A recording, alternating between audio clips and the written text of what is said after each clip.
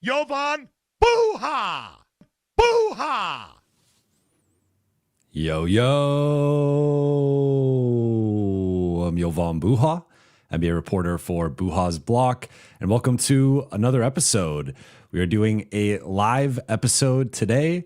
Wanted to talk through the state of the Lakers, my 10-game check-in during the regular season, 10 storylines at the 10-game mark, 20-game mark, 30-game mark, etc. It's technically the 11-game mark, but I didn't want to do an episode on a Sunday, so wanted to recap where the Lakers are at going into a big game Wednesday night against the Oklahoma City Thunder, a barometer game, a measuring stick game. So let's get into it. Shout out to the chat, first of all. Shout out to the late night gang. Shout out to everybody. Appreciate you tuning in. All right, let's get into it. So the skinny on the Lakers right now, they are 8-3 as of this recording. They are 4th in the West. They are 9th in offense. They are 23rd in defense, and they are 17th in net rating. So despite being 4th in the West, despite having one of the more impressive starts in the NBA, their net rating is obviously below average right now, and that has largely been due to their defense, which I will be touching on in a moment. And I want to start with storyline number one. To me, the biggest storyline of all for the Lakers, in my opinion, up to this point in the season is Luka Doncic and MVP Luka. I think the most encouraging part of the Lakers start to the season has been Luka's play and production. And after the most shocking trade in NBA history, which 9 months later just resulted in Nico Harrison finally being fired and Dallas realizing, or at least publicly acknowledging, that they made a colossal mistake that probably just changed the trajectory of their franchise for the next 10 to 15 years. 9 months later, they finally did it. But after that and a summer body transformation and the Lakers committing to him as the face of the franchise for the foreseeable future with a multi-year extension and bringing in players that he helped recruit and that he helped felt fit next to him. Luka's playing arguably the best basketball of his career. I have his averages here. I have some of his career highs, which there are many. So right now he's averaging 37.1 points per game, 9.4 rebounds, 9.1 assists, and 1.7 steals on 49, 32, 79 shooting splits. He's averaging career highs in points, rebounds, field goals made per game, 2-point percentage at 65.5%. That is big man status. Free throw attempts, free throw percentage, true shooting percentage, rebound percentage, turnover percentage, which I was a bit surprised by, but his turnovers have been down in comparison with other seasons. Usage percentage, and then in terms of advanced metrics, PER, win shares per 48, and box plus minus.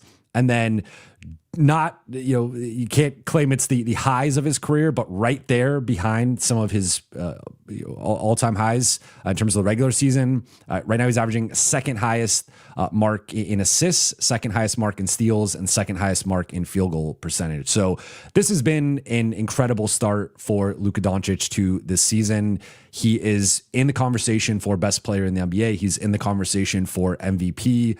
And the crazy thing to me is that nothing he's doing right now is unsustainable. Like, I think the 2-point percentage will almost certainly drop. I think that will drop from the mid 60s into maybe the high 60s or like low 60s or high 50s.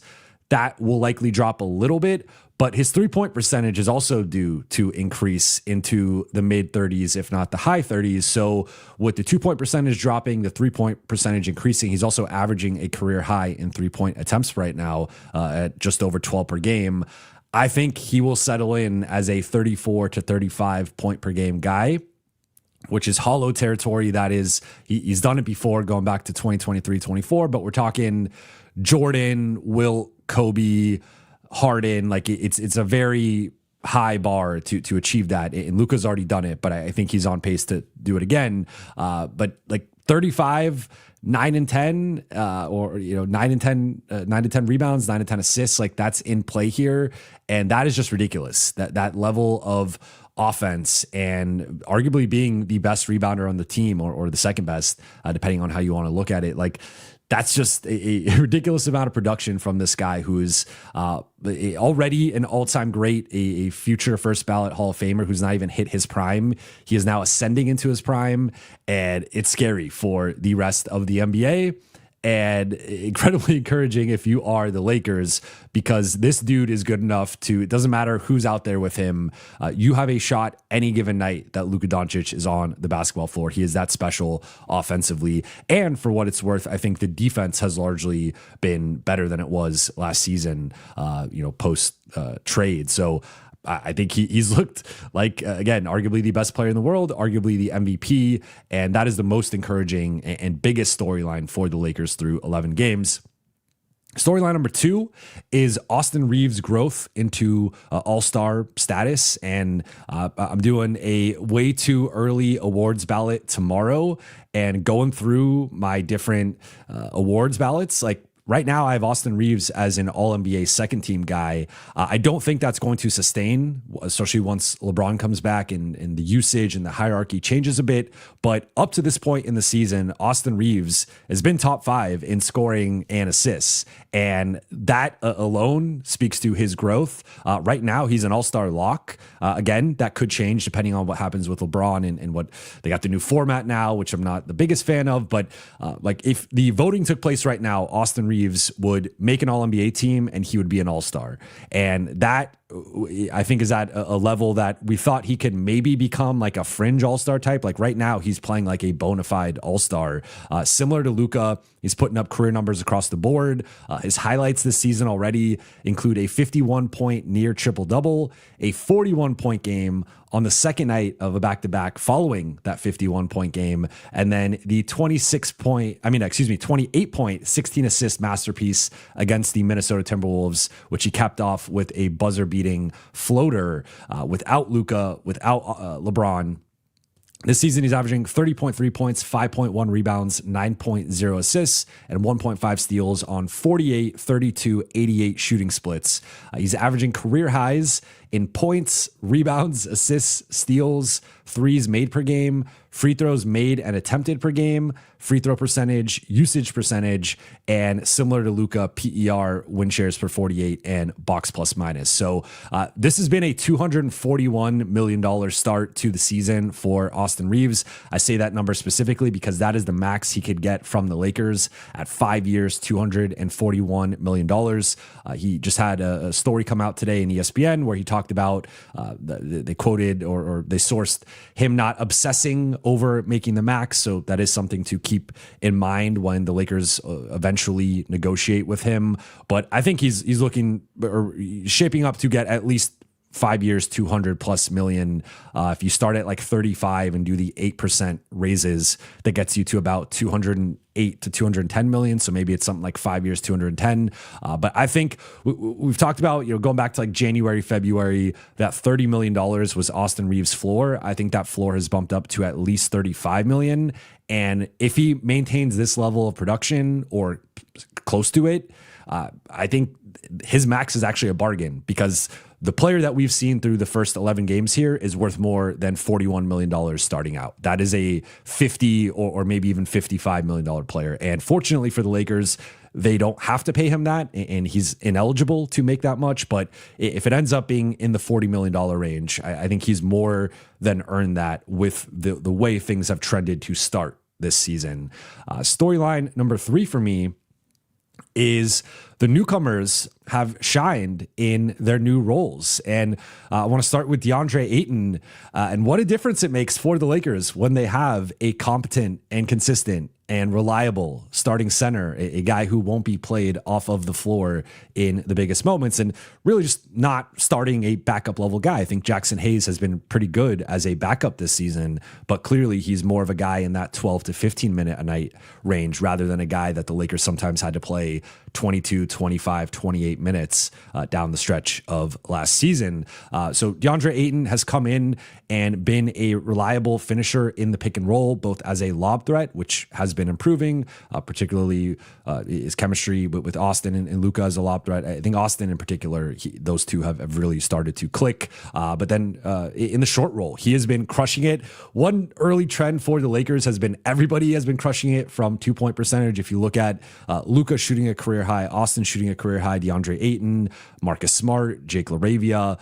So some of this stuff is going to come down. Rui as well. Like they're not going to continue to shoot this well from 2-point percentage, but that is a foundation of the offense. This is a group that actually is embracing the mid-range game. And if you are going to cut off their penetration, and if you are going to wall off the 3-point line, they can attack you in the mid-range, and they have several elite players in the mid-range, starting with DeAndre Ayton, right? Like he's not at the Luka Austin level, but he's basically been automatic in the short roll. He is shooting career highs from both 3 to 10 feet and 10 to 16 feet. So he's been awesome in that range. He's been a good rebounder. The rebounding has slipped a little bit down to under 8 rebounds per game. More recently, he was closer to 10. So that's been something that's been on the decline. But he's been a solid rim protector. And I think he's largely bought into his role and done a lot of the little things for LA with the screening, the rolling. And look at that performance against San Antonio where he was just masterful. He outplayed Victor Wembanyama head to head, made several big plays on both sides of the ball in that game. And it's been a sight to behold for the Lakers to see an effective center outside of Anthony Davis going on the last half decade or so of minimum guys that they have had a revolving door of. Then Marcus Smart, to me, he's like if Dorian Finney-Smith and Alex Caruso had a baby, that is Marcus Smart. From a locker room perspective, he stepped in and been a lead communicator and leader in the locker room. He holds guys accountable, but he also knows how to talk to guys, has formed individual relationships with guys on the court. He is an excellent communicator and is calling out coverages, whether he's involved in the fray or he's more of a help guy or in the back line. He's led the group in plus minus. His impact has been undeniable. He also leads the group in defensive rating and the difference between when he's on the floor and when he's off the floor. So he's had the biggest impact on the defense single-handedly has been Marcus Smart. He's starting right now with LeBron out, and I think he's making a strong case to remain as a starter. The shot selection, the turnovers sometimes can be a little maddening for Lakers fans, but I think he's been a breath of fresh air as a defender, as a guy who's going to do all of the little things, screening hard, cutting, moving the ball, being a connecting piece. He has made timely shots at times, thinking about the San Antonio game, the Charlotte game.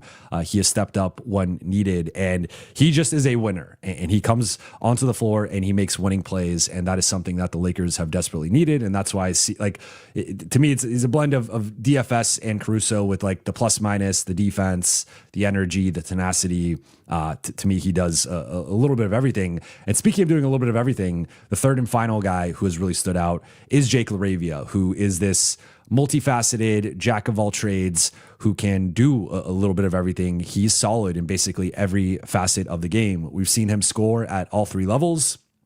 He's attacked closeouts and finished at the rim.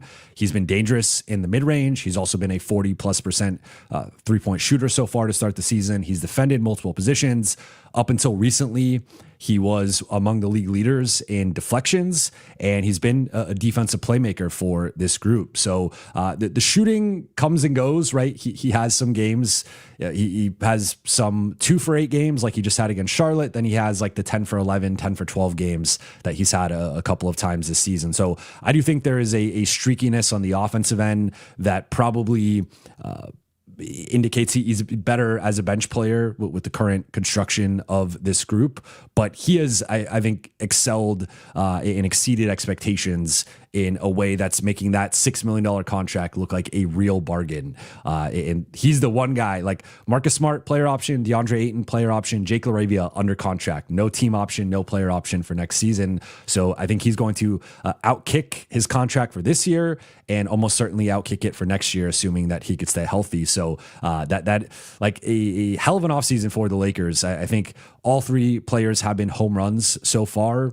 At least triples at a minimum, if not home runs. And especially when you factor in the production and the impact compared to their contracts, like all three guys are on team-friendly contracts. And I think all three guys, if they were entering free agency right now, would be making more money on an open market. And then storyline number 4, which we're unfortunately have to touch on because this has been a storyline for much of the season, starting in training camp through the preseason into now, has been injuries. And the Lakers, it's an annual tradition that the Lakers just have to deal with a certain amount of injuries. And it's unfortunate, but looking at the games missed so far, LeBron has missed 11 games. Gabe Vincent has missed 8 games. Luka has missed 4 games, which the Lakers have gone 3-1. Jackson's missed 4 games. Austin's missed 3, which they've gone 2-1. Marcus has missed 2, and then DA's missed technically 1 game, but sort of a game and a half. So the Lakers have yet to play a game this season with their full rotation and have played 8 of 11 games with at least 2 of their top 9 guys out.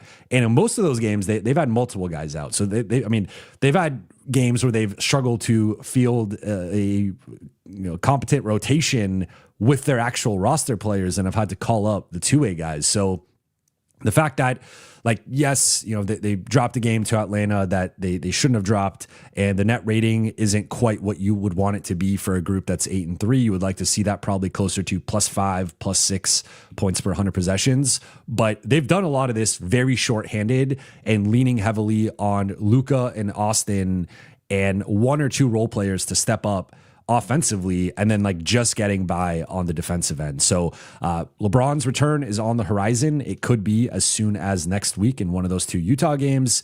Adu Thero could be making his debut on this trip. I doubt it happens against OKC, but maybe it happens on Friday or Saturday against New Orleans or Milwaukee.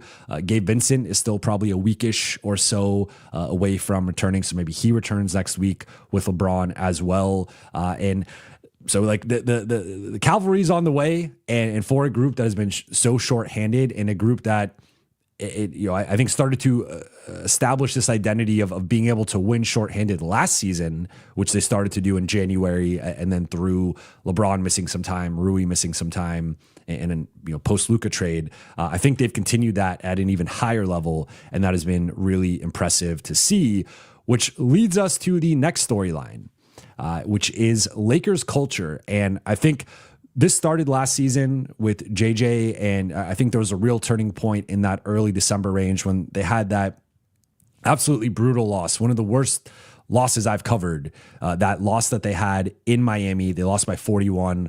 I felt the team openly quit in that second half, kind of quit in the second quarter in that game, and it like there started to be the little murmurs of like, what does this mean for JJ? And has he lost the locker room? And like, but that ended up being a real turning point for this group because JJ and LeBron had a heart to heart.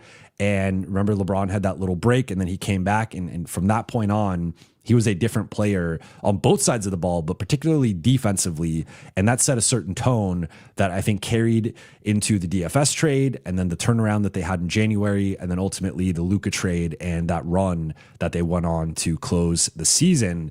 So this has been something that has been brewing going back to last season. This is part of the argument for continuity with a group, with a coaching staff, and with a lot of the central pieces, that when you have a level of continuity and then you bring in other high character guys, or even some guys with question marks, but that you almost force them to buy into the system, that there's no other choice, like you see the results. And I think that's what we're seeing right now is the Lakers are building a sustainable culture based on togetherness and joy and communication and resilience. And I look at some of these recent wins they've had.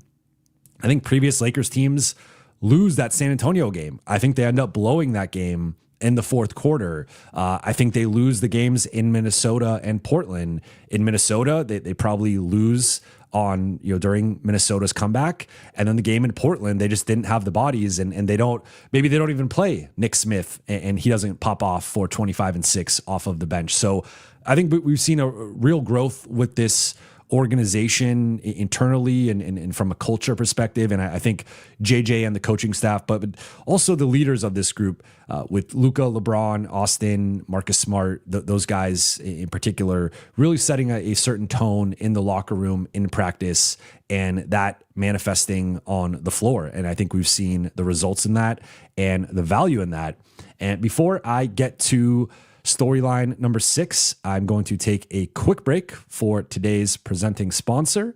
Shout out to SeatGeek for the best deal on USC football tickets, which is why I want to give the sponsor of today's video, SeatGeek, a huge shout out. With over 35 million downloads, SeatGeek is the #1 ticketing app. There are more than 70,000 events listed on SeatGeek, including concerts, sports, festivals, and more. The NFL, NBA, NCAA football, and NCAA basketball are all underway. I love using SeatGeek and look forward to attending the upcoming USC Iowa college football game. SeatGeek has your back. Each ticket is rated on a scale of 1 to 10, so you know you're getting a good deal. So look for the green dots. Green means good, red means bad. Plus, every ticket is backed by their buyer guarantee. And of course, I have a code for you guys. You can use code Jovan10 for 10% off your next set of tickets at SeatGeek. That's 10% off any tickets with promo code Jovan10. Make sure you click the link in the description to download the app and have the code automatically added to your account so you could use it later. Thank you, SeatGeek. All right, I am back. Appreciate you guys sticking around for the break. Now, storyline number 6 for me, this is going to be the first downer of these storylines, and really the only downer, I would say, among the top 10 here. It's got to be the Lakers defense, which has been a disappointment to start the season. I think that's a bit of an understatement, to be honest. And look, I've been very on top of the Lakers defense and some of the concerns with it going into the season. And I pegged them as probably a middling defensive group somewhere in that like 13 to 17 range. And I said that I felt that that would directly influence their ceiling. But up to this point, through the first 11 games, they are 23rd in defense, which is just not good enough. Like, even if, and right now they're 9th in offense, and part of that's been influenced by Luka being out, Austin being out. With those two guys on the floor, I will note, the Lakers have a 132 offensive rating and are plus 14 points per 100 possessions. So with those two on the floor, they've been really good. The numbers have been, interestingly, not as good with just Luka on the floor compared to just Austin on the floor. But it's early, it's 11 games. Some of these numbers are a bit wonky. But I think with those two being healthy, those two playing more together, this group playing more together overall, the offense will continue to ascend, and it'll probably be a top 5 to top 3 offense. But even if they ascend to that level, which I believe they will, can and will, they have to be much better defensively. And the defense has actually been trending in the wrong direction. And outside of that San Antonio game, I think that there's been some recent concerns with the performance. And it's just like, this is the one thing that has me concerned through the first 11 games is like, you just can't win a championship with this. I mean, typically you have to be top 10 on both sides of the ball. You can maybe get away with being like 12th or 13th or 14th on one side if you're like top 3 on the other, but you can't be 23rd. You're not winning a championship being the 23rd best defense. And again, I think the offense being better will help the defense, and I think LeBron returning will help the defense. However, I don't know if that might just bump them from like 23rd to 18th, 23rd to 17th. I still think we need to see some changes, and maybe that's in the new starting lineup that they eventually go to, or maybe that is them making a trade at some point. But the status quo defensively is not getting it done right now, and that's largely why the Lakers have such a disconnect between their record and their net rating. And the teams in their range in terms of record are, Denver and OKC are both plus 13 points per 100 possessions as a team. Houston's right there at nearly plus 10. San Antonio is also somewhere in that like 7-8 range as well. the Lakers are the outlier right now, in part because they're barely getting by because of their defense. And so going through some of the numbers with their defense, the pluses are they don't foul much, and they've been forcing turnovers at around a top 10 rate. So that's been encouraging. And I've talked about this before, where they have a lot of playmakers on the defensive end, looking at Marcus, Luka, Jake LaRavia, Vando, even Jackson Hayes and DeAndre Ayton. Like, those guys can play passing lanes, they can block shots. And there's this element of either the Lakers make this like remarkable defensive play and turn a team over, or do some sort of block or steal or charge or something, or it's like a really rough defensive possession where it's allowing dribble penetration for a layup, failing to rotate to a corner shooter. So they've been very Jekyll and Hyde defensively overall. But some encouraging things again have been not fouling, the turnovers that they've been forcing, and then they're only 7th in fast break points allowed per 100 possessions. So we've talked about, like, this has been not just a weakness for this franchise during the LeBron era. This has been a weakness for this franchise going back to the three-peat bid in 2010, 2011. Like, this has been a 15-year thing where the Lakers have ranked in the bottom 15 in fast break points allowed for 15 straight years, and have often been in the bottom 10. I think there's been 2 of the 15 years they haven't been bottom 10. So this, for whatever reason, has just been a Lakers weakness or blind spot, and it's been better this season. They're also 14th, or allowing the 14th fewest points in the paint, so they're like a middling paint defense in that regard. However, the minuses are many. The three-point defense is bad, very bad. They are bottom 10 in bottom 8, I believe, actually, in three-pointers allowed, in terms of makes, in terms of attempts, and in terms of percentage. Teams are shredding them with high assist turnovers. They are one of the highest. And like, assists don't always correlate to ball movement, but there are a lot of, like, they get back cut a lot, or just like multiple rotations eventually breaks their defense, and then someone gets an easy basket. They're also bottom 9 in opponent points off of turnovers. So if you can turn the Lakers over, you can score on them in transition or early offense. And they're also bottom 9 in opponent second chance points. So they've actually been like an average defensive rebounding team, but when they do give up offensive rebounds, they typically results in high percentage looks for the opponent. Looking at it a little bit further, they are bottom 3 in corner three-pointers allowed, which has been a real weakness for this group defensively. They're also getting killed at the rim. They are bottom 6 in rim field goal percentage, but middling in frequency. So in terms of actual, like, rim attempts, they are in the middle of the league, which is okay, especially for a bottom 8 defense right now. But when teams are getting to the rim protection has been bad. They're 20th in half court defense, according to Cleaning the Glass, 20th in transition defense, and 29th off of steals. So that essentially means if you steal the ball against the Lakers, it's often a pick 6. They're often getting out in transition. Looking at the lineup data in terms of who has affected things positively and negatively, Marcus, Vando, Jackson, and Austin have been the 4 rotation players who have most positively impacted the defense. And DeAndre Ayton, Luka Doncic, Jake LaRavia, and Rui Hachimura have been the 4 players who have negatively impacted the defense, most notably.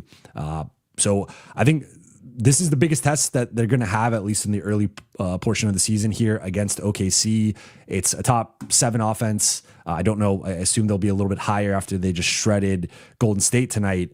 But like, this is a test of the Lakers defense not at its peak, going into a big game against one of the best teams and one of the best offenses in the league, and also a team that's really good at forcing turnovers and getting out in transition out of that. So this is going to be a test for some of the Lakers' weaknesses and how well they can ultimately take care of the ball. Storyline number 7 for me is the 5th starter battle, which right now I view as a battle between Rui Hachimura, Marcus Smart, and Jake LaRavia. We know the 4 starting locks are DeAndre Ayton, LeBron James, Austin Reaves, and Luka Doncic. That 5th spot, you could go, I think, 3 ways here. The case for Rui is he's been the best shooter and most reliable offensive player of those 3 guys. It's not really close. He is the incumbent. He was the starter last season. He started for a couple seasons in LA. And there's a level of continuity that he's developed with Luka, but also a level of continuity he's developed with Austin and LeBron through the years. And then that has, now been developing with DeAndre Ayton. He prefers to start, which he has been open about. The coaching staff has been open about. And JJ has also said that that is going to be a factor in how he determines the starting lineup, is how a player feels about starting and how important it is to some guys. And I think reading between the lines there, that there's a bit of an implication that if Rui is moved to the bench, you might not get the most bought in or the best version of Rui. And that has to be factored in here. He's also in a contract season, which Jake LaRavia is not. As aforementioned, he's got one more year left on his deal. And then Marcus Smart has a player option. He could opt out, but not like he's technically in a contract year as well. But Rui is going to be a free agent unless the Lakers end up extending him at some point, and he is extension eligible for what it's worth. The case for Marcus Smart, he leads the team in plus minus. He's the best defender of these three players. He's a tone setter and one of the best leaders and communicators on the team, which I think this group needs. He's a dirty work guy, and he's a defensive-minded player, which if you look at the other four starters, DeAndre Ayton, LeBron, Luka, and Austin, they all trend more offensive and offensive-minded. So I think adding another offensive-minded player in Rui kind of doesn't make sense. It's almost an embarrassment of riches. Adding a guy like Marcus, or to a lesser extent Jake, that to me balances out the lineup in terms of what you need and what you're looking for. He's also the best passer of this group. He's a guy who's averaged 5+ assists multiple times in his career. And in terms of being like a secondary ball handler or playmaker, having him as like your fourth guy, that's its own embarrassment of riches. But I think he fits a certain need offensively where just having him making plays as the second side guy, weak side guy, I think he can do that at a level that Jake can't quite get to, and Rui certainly can't get to, as in terms of the decision making, the processing, and just the overall passing. And then the case for Jake, to me, he's the best blend of offense and defense here. He is better defensively than Rui, but he's also better offensively than Marcus Smart.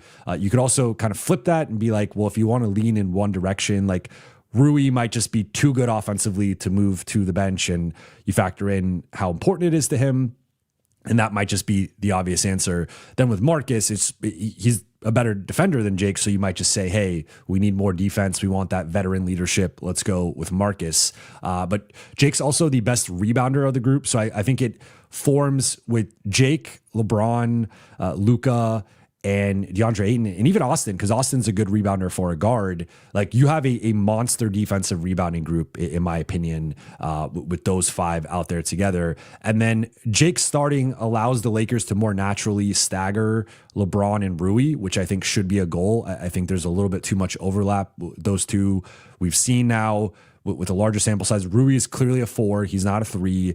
And the Lakers should try, like, there will be times in matchups where he has to play the 3, but I think LA should try to play him at the 4 as much as possible. And then it also allows for some staggering with Marcus and Austin / Luka, where now Marcus can be part of some bench lineups as the secondary guy next to Austin, next to Luka, and they could leverage his playmaking a little bit more rather than kind of burying it and turning him more into like a spot up shooter with the starters. So you can make an argument for any of the three. I think it's worth noting that Rui and Marcus are the two players starting right now. So I think that seems to indicate that they are ahead of Jake. I think when we originally started having this conversation in the offseason, we focused mainly on Rui versus Marcus.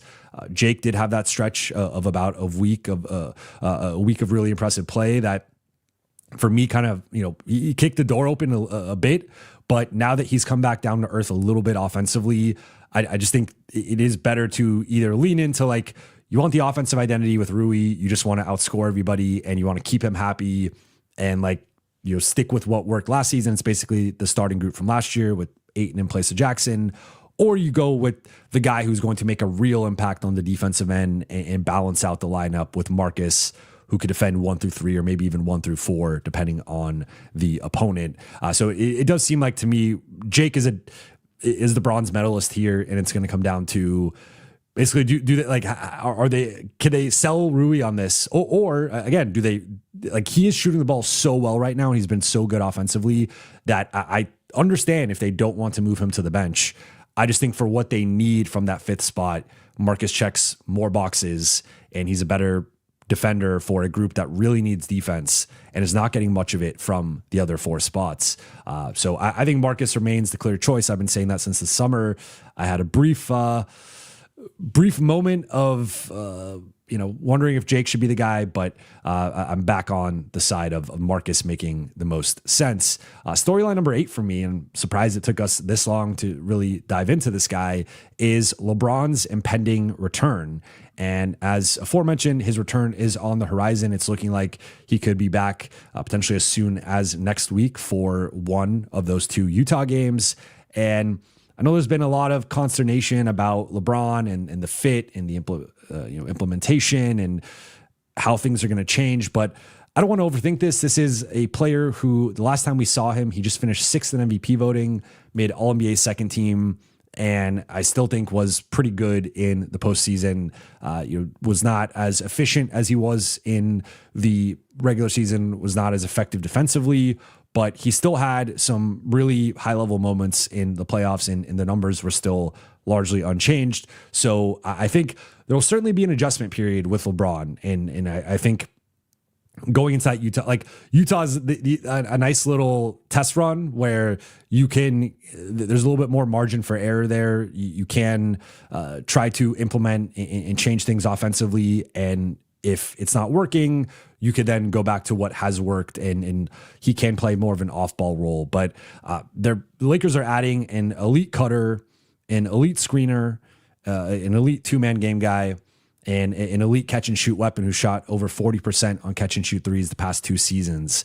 He's also a really important part of their backline defense as a communicator, as a player with length and athleticism, and a big part of their defensive success last season. Like, you can make the case from that stretch of 24 games where the Lakers went 20-4, had the league's best defense. LeBron was the most consistent defender during that stretch and was arguably their best defender, because that was a stretch where AD missed some time and then eventually got traded. Jackson Hayes was defending the rim really well, but had some up and down moments. And then outside of that, DFS was a big piece off of the bench. Max Christie was at the beginning of that stretch. He got traded. Like, LeBron was the guy. LeBron was carrying the defense for a lot of that stretch. Vando just returned from injury and was on a bit of a minutes restriction for part of that. So he was a part of it, but still last year was rarely a 20-minute a night guy. So I think the biggest and most consistent guy on the defensive end was LeBron. And now I think one of the nice things with adding LeBron into this is there have been some brief stretches where the Lakers will not have one of Austin or Luka on the floor. That never has to happen now. You will always have at least one of the big 3 on the floor, and you can structure your rotation to have 70 to 75 minutes of the game, or your 70 to 75% of the minutes with 2 of the 3 on the floor. So you can really limit those minutes where only one of them is on the floor. And if you have to pick, I think you pick Luka. That's the one guy. And we've seen him carry the Banshee groups going back to last season. They'll be fine.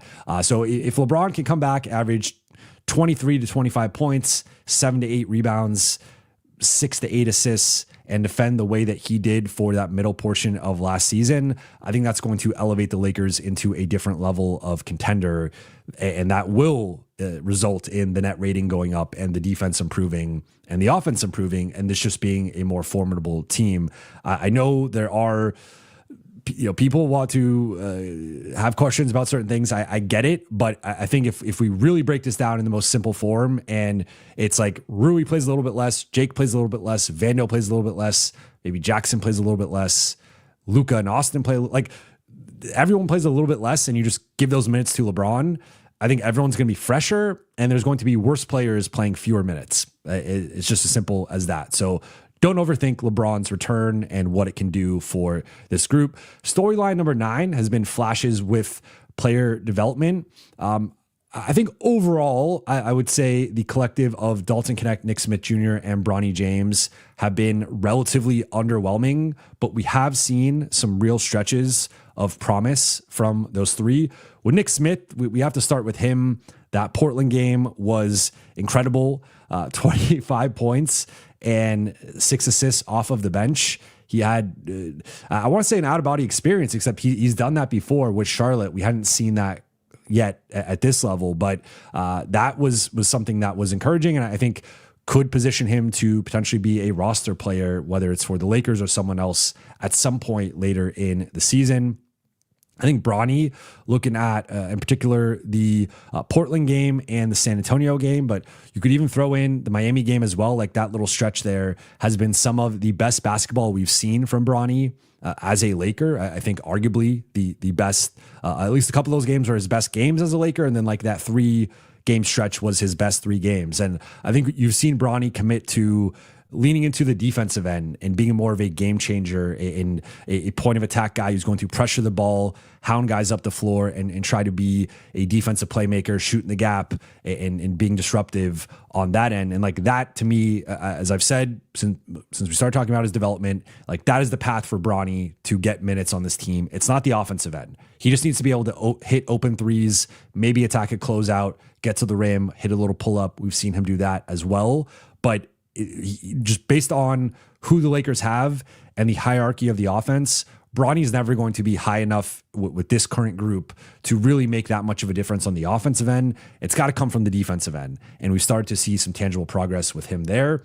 And then Dalton Connect, obviously it's been a bit of a frustrating experience with him in terms of he's shooting 27% on threes this season, 42% overall. I think he has been trending like generally in the right direction. It's been a little bit more like this rather than a linear ascension. But I do look at the stretch, the second half against Portland and the game in Minnesota as proof of concept of this is what Dalton can do. I think that the challenge and the next step for him is doing it more consistently.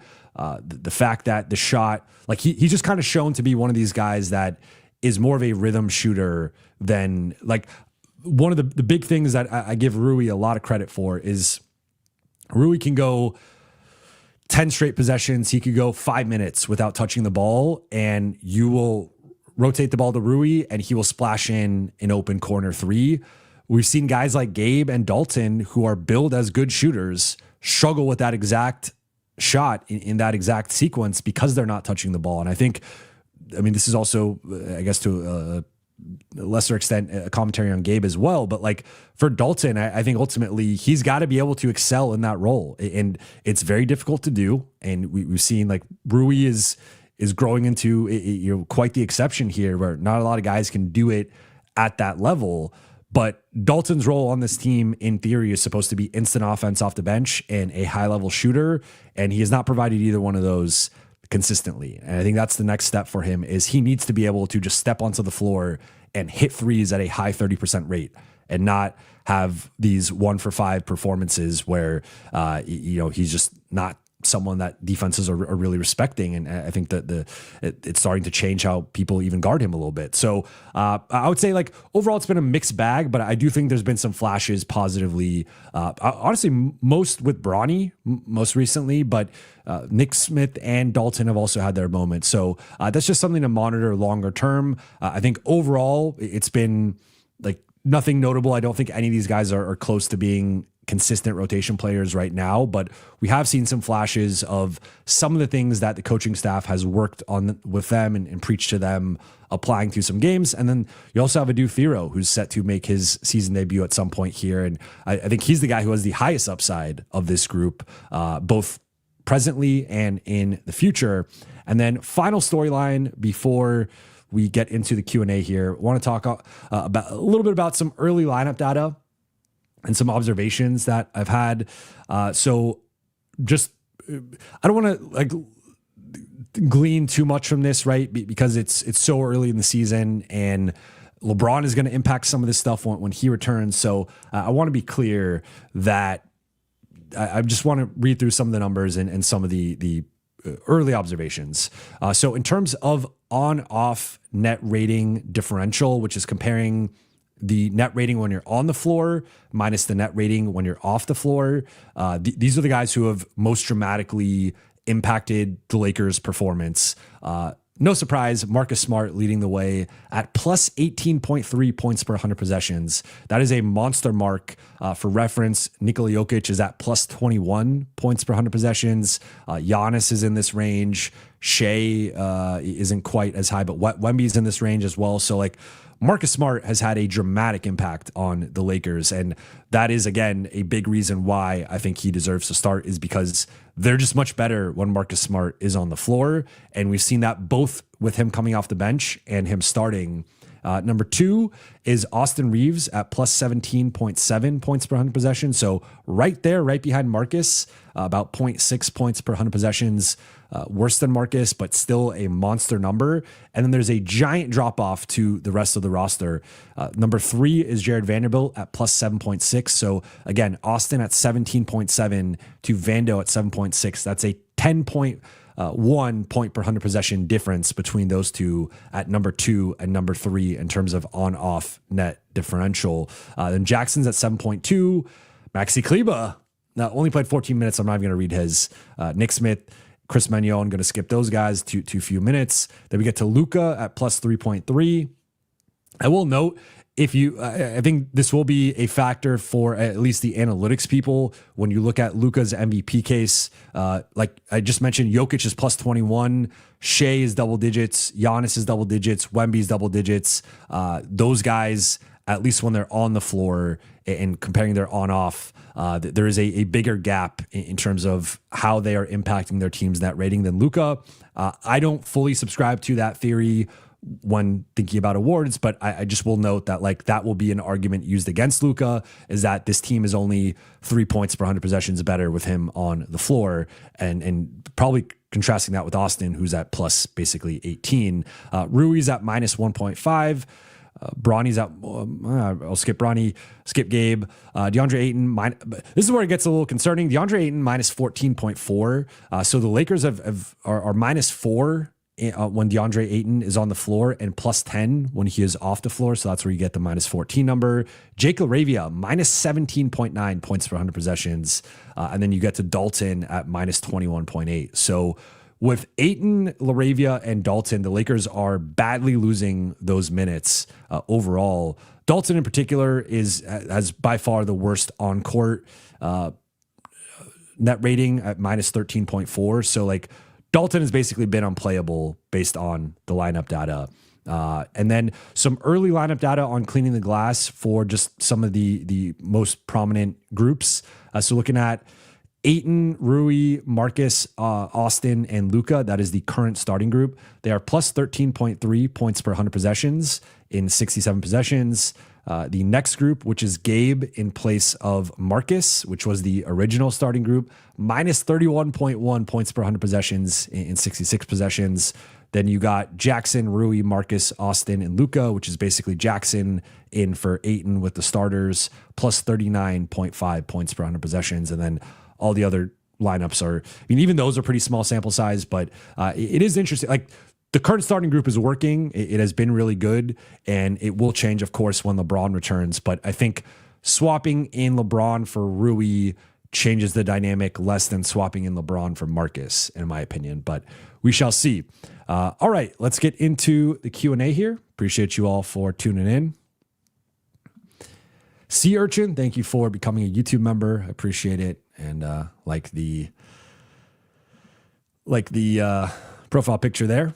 Young Claire, thank you for the super chat. How likely is it LA makes a trade this season?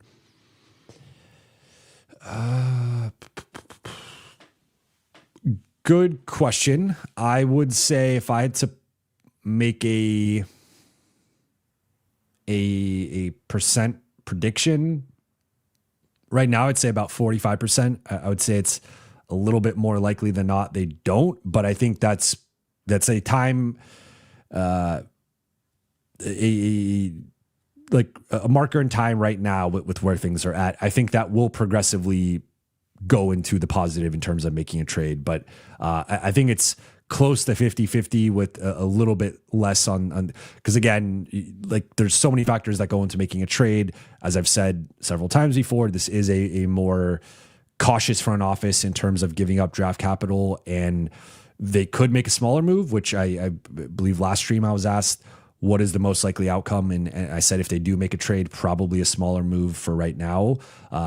But I think based on the way the market is shaping up and based on who's out there right now, but depending on who becomes available and what the price is, I think they would be open to moving a first, particularly if it is, I've referenced guys like Herb Jones and Jalen Suggs as long-term pieces who both help the team now and also fit with Luka and Austin longer term. So I would even say like 45% is kind of a high number, right? Like you're almost at 50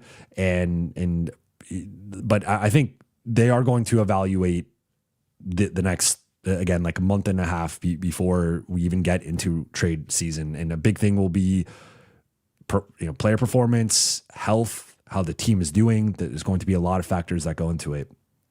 And I think Gabe coming back will be another factor, because I think he's one of the players most likely to be traded if the Lakers do make a trade. And how does he look and how does he perform? So right now, I'd say roughly, I'll say 40 to 45%. But again, I want to leave a little bit of leeway for that to eventually grow depending on what they feel like they need.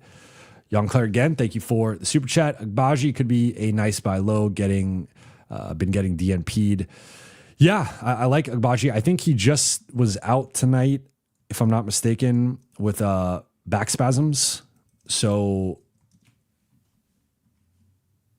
yeah, he was out with back spasms. That's a little bit of a troublesome injury, right? Like we saw with DeAndre Ayton, he's been able to bounce back, but you want to be careful with the back spasms. But yeah, I really like Agbaji, and like that's an example of a guy who, to me, is more of I would not consider that a big move. I would consider that more of a small to medium size move, depending on who you're giving up in that. Probably don't have to give up a first round pick. And I don't think they would give up a first round pick for him. So if you could flip something plus a second and a swap, with, again, the caveat that like the swaps aren't even really that valuable, just because the Lakers project to be better than most of these teams that they're going to be trying to trade with. Maybe that is something that works, but his contract, let's see quickly. I'm wondering if you could flip Dalton at a second. That I think is like the ideal. He's making 6.4, and then he's a restricted free agent. So could you do Dalton plus a minute, like something? I don't know. Yeah. Dalton, they have a little bit of room that they could take back, and I don't know. That probably doesn't work, Dalton for Agbaji straight up, but yeah. So something along those lines, I think is a nice place to start. And then Young Claire, again, thank you for the super chat. I've liked Ayton, but I'm starting to see the negatives. Would want a high-level backup with starting wing. Herb and Misi, Gaff and Max, Brooks, Richards. Yeah, I mean, I think Herb and Misi is going to cost a lot that I don't even know if the Lakers have enough. I don't know if they have enough for Herb, but to throw in Misi on top of it, that's going to be a really expensive trade package. Gafford and Max, I've been on record with my skepticism of the Lakers trading with the Mavericks. I don't think Nico's departure changes that. Brooks, Richards, that one's probably the most realistic in terms of like, Richards, they have a couple of centers now, and he is, I think, longer term, more of like the third guy or the fringe guy. And then Brooks, I think, depending on, like, I will note though, this is why, like, when we talk trade stuff, I try to like keep it relatively fluid in terms of the direction a team is going. Like right now, Phoenix is 6-5, and part of that's been they've been beating up on the Clippers and racking up wins, but they have a better point differential than the Lakers for what that's worth. So like they're 7th right now in the West, and this is like Matt Ishbia had he went at Bill Simmons about their defense and that they're going to be better this year. And like, so if Phoenix ends up being a feel good story and Dylan Brooks plays a part in that, I don't think that he's going to be on the move. So whenever I've talked about Brooks, it has often been under the presumption that Phoenix is going to be a lottery team, and that at some point they have the hard truth of just like, we got to move this guy. So of these three, I would rank it most realistic: Brooks, Richards, then Gafford, Max, and then Herb Misi. I just think Herb Misi, that's going to be a really expensive price. But in general, I agree with you. Like, I think with Gafford, for example, right? And this is no shade or diss at Jackson. It's just, if you could flip or if you could replace Jackson with a Daniel Gafford as your backup, that, we saw how that worked in Dallas with Luka. But if you have Ayton and Gafford, that's just a different level than having Ayton and Jackson, right? Like, I actually think, Misi right now is a bit more of a project, though we've seen some flashes with him, and I think he's taken a step in his second season. Richards, I'm not even sold on him being an upgrade over Jackson, or like much of an upgrade. If he's a throw-in with Brooks, that's fine. But I think Gafford is the one guy here who's like a real clear, substantial upgrade. Monster shot blocker and rim protector, good rebounder, good finisher around the basket, and has the experience with Luka. But I hear what you're saying in general. I've noted, like, I have not liked Ayton's defense the last couple of games. The rebounding has also slipped. I think the effort can be better. The effort and intensity and focus on that end can be better. But that's how I see those three players.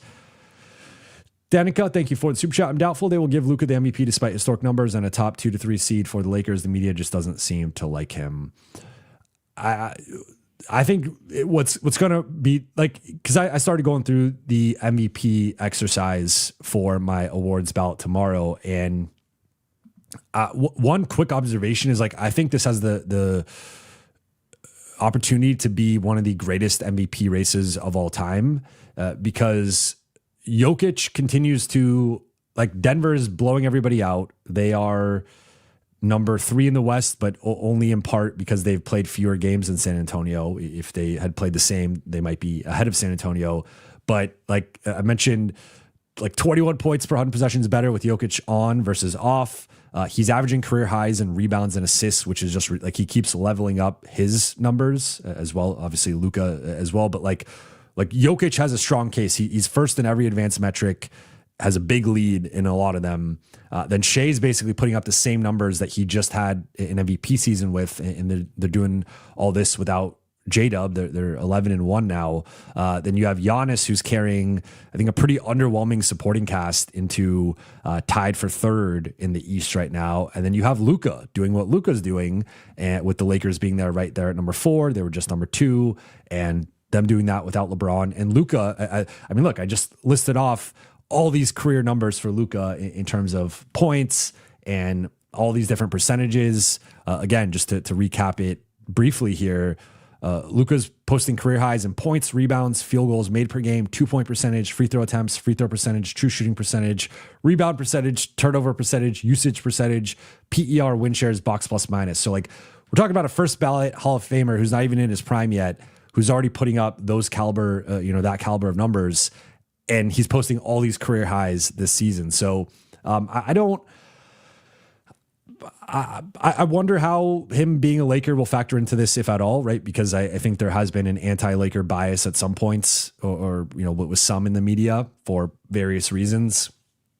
But I think there's a big narrative component here, and if that always factors into the MVP race, and if the Lakers can surpass the Nuggets and or surpass the Bucks, and it's more of a Luka versus Shea, but like Luka's doing more with less, or doing more individually with lesser supporting cast, arguably, like that's maybe where he wins it. But it's just a tough, like, I didn't even mention Wemby, who for me right now is 5th in MVP, but yeah, it's going to be tough for. I don't know how they're going to split it. And I think the unfortunate thing is it does look like tentatively like the OKC is going to run away with the West again, which does give Shea a certain leg up on everybody. And Denver might be number 2. So if it's Jokic and Shea as the top 2, I do think that works against Luka. Arthur Johnson, scapegoat. You're not going to tell me he wasn't ordered to do this. He took a Mavs bullet, and when the fans wouldn't let it die, he was made buzzkill. I assume you talked about Nico. I don't really want to go down the Nico path. I was not in the room. I was not privy to the conversations of who came up with it. I know the reporting that's come out has indicated that he's been the one who came up with it. I think my bigger thing with Nico is I think there was a level of hubris in the trade in terms of the fallout of the trade and the way he handled it. And I just, even if, let's just take what you're saying at face value in terms of like this was a mandate from ownership and he had to do it. I think the messaging could have been handled much better and really could have been handled in a different manner. And the fact that they already, they started to plant the seeds with Luka being out of shape and them going at his conditioning and his competitiveness and like really just throwing him under the bus. I didn't like that. And I don't know where that came from, but I have some ideas. And then I just think every time he got in front of a microphone, he put his foot in his mouth. And that is not on ownership. If anything, that's like partly on PR for not giving him better messaging. And I think in general, the Mavericks PR and the fallout of the Luka trade was, pretty questionable at best and abysmal at worst. Like I think they messed up with a lot of parts of this, but yeah, I mean, we'll never know. Like we just know what's been reported, what's been out there. And, I've heard different things, but like, again, this is one of those situations where we're just never going to know the full truth. And there's a bunch of conspiracy theories. There's a bunch of different theories as to what actually happened. But again, I think at a minimum, his inability to explain a reasonable and justified reason for doing the trade, that in and of itself, again, I think he put his foot in his mouth way too many times. Shabugan, thank you for the super chat. 3SC, you keep talking about Rui guarding threes being bad. If LeBron is less offensive burn than previous, why can't he be asked to guard threes? That might be the way the Lakers end up going. Like, I still think I think Rui's probably the favorite to remain the starter as of right now, though that could change. I mean, I don't think it can be undersold how the starting, like how much that matters to him and how the Lakers think he will be better as a starter. I think in general, you could be right. And I think there's like an argument to be made with this. I think the bigger thing is, do you want to have a 41-year-old be your primary defensive stopper? And is that like a reason? Like, I just think that's an unreasonable ask. I think LeBron as your secondary guy in a lineup is fine. I just think that that's a little bit of an over ask when you have a Marcus Smart right there. Like if the Lakers didn't have a capable fifth starter who could assume that responsibility, I think that's a different conversation. Like basically last year, I mean, I was advocating for DFS to start for a period, but then Rui outplayed him just straight up. And like, I mean, the thing is like Rui's outplaying Marcus offensively, but Marcus is much better defensively, and all the lineup data suggests that Marcus has been more impactful, and Rui's actually been a negative in lineup data. There's a pretty big gap between those two. So it's early.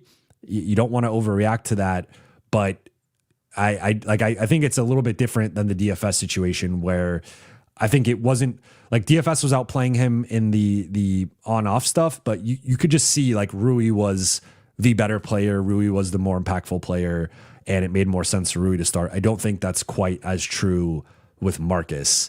But I mean, of course, Rui's going to play with the starters, so they will face, that. But I think there's other elements of this too, though, where it's like, okay, so if you're having LeBron as your stopper, like now Rui's in more of a help role and he can get lost off of the ball. So I just think that there's a clear, I think if you start with Rui, you are locking in a bottom 10 defense. And I think if you put Marcus in there, you at least have some room to be closer to an average or maybe even slightly above average defense. I do think there's that big of a gap there. Ali, thank you for the super chat. Would you do DK, Maxey, Gabe Vincent, and a first for Trey Murphy? Yes. I do not think New Orleans would do that, though. New Orleans has been on record stating they want 2 first-round picks and a high-level young player for Trey Murphy.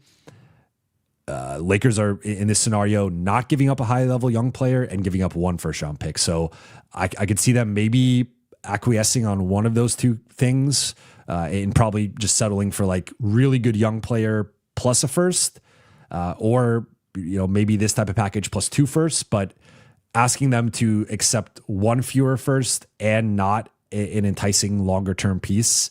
With all due respect to Dalton, it's just I don't see New Orleans doing that. Shabugan, why are you talking about a 5th starter battle given JJ is on record saying that it's unlikely to take people out unless they're failing? Okay, so I see this was a 3-part question here with the starters now. And you asked, why is Jake in consideration to start at all, given he's been inconsistent at best, having as many bad games as good ones? I mean, I think Jake's in consideration, but I think Jake is 3rd in the race, and it's most likely between Marcus and Rui. And to your second question, 5th starter battle, I mean, it is a battle to a degree, and yes, JJ said he's unlikely to take people out unless they're failing, but LeBron is going to return and he's going to replace someone. LeBron's not coming off the bench. So I've said there are 4 starting locks, and you can, again, make a case Rui deserves to continue to start and Marcus continues to deserve to start. Only one of those guys is going to start moving forward once LeBron is back. And of course, there will be more injuries, and maybe LeBron rests some back-to-backs, and maybe there's a little bit of a fluid nature to the starting group. Maybe they do go a little bit more matchup-based and are rotating those guys. I doubt that. I think they will try to settle on a group. But point being, someone that's playing well is going to be taken out of the starting group, whether it's Rui or Marcus. So that's why I'm framing it as a battle, because I think for Rui, I think that the key here is defending better and rebounding better, 2 areas that, in my opinion, he has struggled in this season, and the data backs that up. And then for Marcus, I think it's being a more reliable shooter. He's shooting 26% on threes. That's not good enough. So if he continues to struggle from there, that makes him tough to play on the offensive end, though, again, the lineup data has been really in his favor. So I lean Marcus between the 2, but we'll see what the Lakers decide. Jan, thank you for the super chat. Don't want to give up on Vando, but how to fix him? I think Vando kind of is who he is at this point, and I will note, let's look at some of his numbers here in terms of the shooting. So he's shooting 61.5% at the rim, which is down from 67% last year. And as for those who remembered when I talked about, I've talked about this now several times with Vando, but his finishing around the basket has been on the decline for quite a while. If we literally been on the decline for 4 straight seasons, in general, kind of 5, because it was at 71.4 to 71.7, then 70.7 and down from there. So He's basically went from being a low 70s finisher to now a low 60s finisher, and that's been progressively decreasing. And looking at the last 3 years with the Lakers, 68.5%, 67.2%, 61.5%. So 61.5 is more in line with a guard number than a big man number, which Vando, for all intents and purposes, is a big man offensively. With his average shot distance is 7 feet. That has been going down as well. So he's playing closer to the basket and he's finishing less effectively. I'm surprised. I thought that number was going to be higher. The shooting from 3 to 10 feet has also gone down from 45% 2 years ago, 24% last year, 17% this year. He has not attempted a mid-range jumper, and then just 20% on threes. So for all this talk about Vando and his shooting and how much work he put in the offseason and how it looked better in training camp, it did not materialize in the preseason. It has not materialized to start the season. And at this point, to me, he projects more as a 9th man on a really good team and an 8th man on a good team, and more of a guy in the 15 to 20 minute a night range, and probably a negative value on his contract. I don't think he's playing to the level of a double-digit $1 million player. But I don't know how, like, you fix him by getting back to being a better finisher and at least hitting close to league average on his spot up threes, but that's just not what we've seen really going on the last 3 years. It's all been on the decline. So I don't know. I if I had that answer, I would maybe be on the Lakers player development staff. But it's just been trending the wrong way. Antonio, thank you for the super chat. How many hours do you sleep a night? Go Lakers. It depends on the night. I always aim for 8 hours, but I rarely get 8 hours. I'm a horrible sleeper. I've talked about this before. I'm the LeBron or Jordan or whoever's your GOAT or Kobe of sleeping on planes. I can knock out like this and I'm out. At home, I really struggle. So I would say on average, I'm probably like 6.5 to 7 hours, but I try to probably in bed for close to 8 hours, but actual sleeping 6.5, 7. I have a tough time falling asleep. Sarah, thank you for the super chat, and thank you for being a member for over a month now. Narrative is on Luka's side. People feel bad for him. That's a good point, and that was what I was trying to make. That point earlier of from a narrative perspective, especially if the Lakers are top 3 or top 4, I think Luka is gonna, and his numbers continue, which I think they will. I think he's gonna have the narrative in his favor. Rich, thank you for the super chat. I think people are not considering how much Hayes means to Luka. I don't think they'd trade him, and he plays more in the stagger unit with Luka versus DA. That's a good point. And look, the first dinner Luka had as a Laker was with Jackson Hayes. They share an agent. They formed that chemistry last year. They've continued that chemistry this season. And I think you bring up a good point. Now, I haven't talked about trading Jackson. I think there is something to potentially finding an upgrade over him, like especially if you got a Gafford. Gafford and Christie would solve a lot of their issues. I just, again, don't see Dallas. I don't know. Maybe they earn goodwill by helping Luka win a championship. Maybe that's the Galaxy brain counterpoint here is like, why don't you just help Luka win a championship? Then Mavericks fans will sort of forgive you. I don't know. I can't speak for Mavericks fans, but maybe if they flip Gafford and Max Christie to the Lakers and help complete the puzzle pieces for LA, and if they win it all, Dallas can live vicariously through Luka and the Lakers. But in all seriousness, yeah, I mean, I agree that Jackson, his lob finishing ability fits perfectly with Luka. They do have a mind meld connection out there. They have synergy out there. I think Jackson is, to me, more of a matchup-based backup. I think there are times he looks good, and there are times he just kind of crashes out there, and he picks up just questionable fouls. He'll set illegal screens. He's been better with the verticality, but there are some times he'll still lunge forward a little bit too much and pick that up, or just pick in like a reach and foul. It's been fewer and farther between. I will give him his credit. I think he's been playing solid overall, and like he's been more than adequate as a backup. But I think if there's a way to upgrade that position, the Lakers should still explore it, but I don't think they like have to do it. And you could also, again, explore that keeping Jackson on the roster. And if you flip maybe Gabe and Maxey for some combination of a wing and a big, now you just have a different alternative backup plus another wing. Kevin, thank you for the super chat. It sucks to see OKC look so dominant and their kryptonite PJ Washington is stuck on the Mavs at least for this year. Yeah, man, OKC is so one thing with this is like I forgot they were playing Golden State and that the Lakers game was the second night of a back-to-back for them. They don't have to travel. It's a home and home. But then I watched like the first half of that game, and it's just like they just blitz you. And the starting group, 3 guys were plus 23 or better. Bench group with like Caruso came in plus 25. They're really good. And unfortunately for the Lakers, the only starter who played over 28 minutes was AJ Mitchell, who's a more recent addition to the starting group. But most of the principal figures, Hartenstein 20, Chet 25, Shea 28, Kason Wallace 21, Caruso 15. They did not have to play heavy minutes, which would have been the goal. Now, I think for us in the viewers and the audience, I think it sets up for a more even fight where OKC's relatively rested. Like they're still going to be a little bit tired, banged up, whatever, but like relatively rested OKC versus rested Lakers, like that.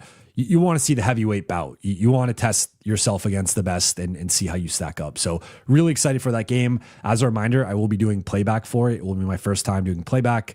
So excited about that. I've done it as a guest, never done it as a host. So I will also be streaming onto YouTube. So you can watch it on YouTube if you prefer that medium instead of playback. And yeah, I mean, PJ Washington had a great series against OKC, and we'll see, like, maybe he becomes available. I know he's got the contract situation, but at some point, like over the next year, I think there's gonna be a lot of big changes in Dallas. Hamish, thank you for the super chat. Sup, dude? I don't dislike the Austin Luka pairing, but I don't like them as a backcourt. The team should start viewing Luka as a 3-4. I think a Maxey can get on the court. He makes Vando more playable. Yeah, I mean, I agree. Like, they are a backcourt offensively, and they are not a backcourt defensively. That's been the point I've made when people have asked if they are the best backcourt in the NBA. I mean, you can make a case they've been the best duo in the NBA. Shea and Chet is close. Donovan Mitchell and Evan Mobley is close, but you could make a strong case for Luka and Austin. In terms of Maxey, I think he makes the idea of double big lineups more palatable. Now, is that with Ayton or with Jackson, or is that with Vando? Like, there are different ways they could go. If you go Maxey and Vando, you're going a bit more mobile and versatile defensively. If you're going with Ayton and Jackson, you're going a little bit more traditional in terms of the two big look. But then Maxey's the stretch big. I guess a power forward, stretch four, whatever. And then Ayton and Jackson are the primary screen and roll guys playing in the middle of the floor. So I think Maxey does give the Lakers an interesting look in that he's the only, depending on how you, like, he's the only center, I'll say, on the roster that is a capable three-point shooter. Technically, you could play Rui or LeBron at the 5, as the Lakers have in the past, but like, I consider them having 4 real like centers and arguably 5 if you want to throw Vando in there, just because he's more of a center offensively.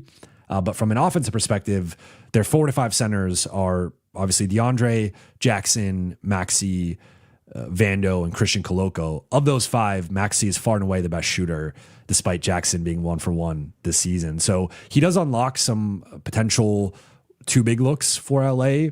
I think we're a little bit away from that, where he's still finding his footing and I think getting back into game shape and earning the trust of the coaching staff. But that could be a look we see later in the season. What does it matter, bro? Thank you for the super chat. Going into another playoff run with Rui guarding the perimeter would be maddening. He's got to go if he complains about coming off the bench. To be clear, like I don't know that he doesn't want to come off the bench or would complain if potentially coming off the bench. I just know he prefers to start. He has said as much publicly. I've heard as much behind the scenes as well, and not just from this coaching staff, but going back to the last coaching staff. So this has been like a known thing that Rui prefers to start. Now, will he be a good soldier coming off the bench? I do think so. We do have the splits over the last couple of years, really the last, well, not this year, but the 2 previous seasons, where he's a dramatically better player, scorer, rebounder, shooter coming starting versus coming off the bench. So that is something to keep in consideration, that he does seem to be a guy who, like, from a confidence perspective, from a flow and rhythm perspective, he just is more confident as a starter. But to your point, like, I agree in theory. I think everyone should be okay with coming off the bench. Like, I think really the only 3 guys that are starting locks that I think you'd have a hard time selling on coming off the bench are LeBron, Luka, and Ayton. And Austin.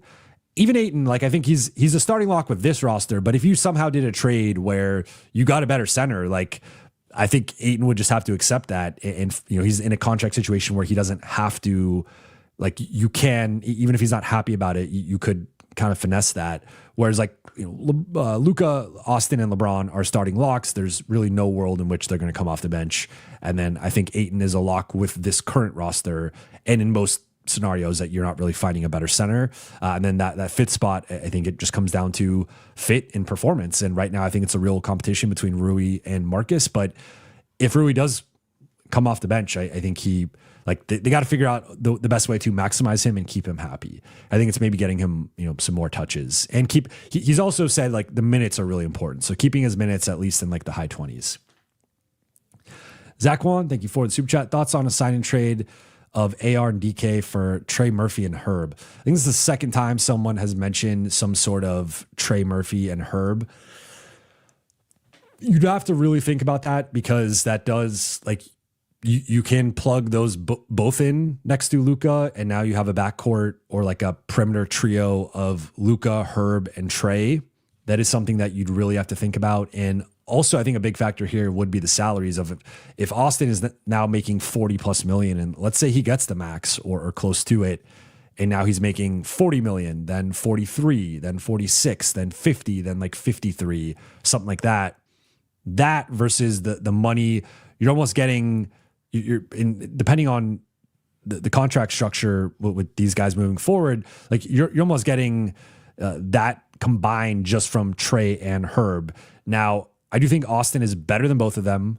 I think Trey can ascend to all-star level, but there's no guarantee that he does.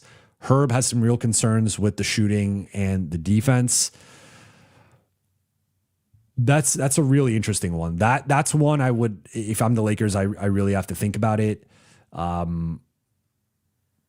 Those are two really good players. I think you are giving up the best player in the deal, but Trey's ceiling might not be that much lower. I mean, totally different players. Like he's a better shooter, but he's nowhere near the same level of playmaker or passer as Austin.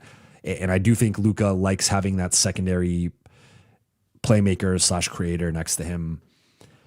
That's an interesting one. I think you have to think about it. I don't have a great answer as to which way the Lakers would lean.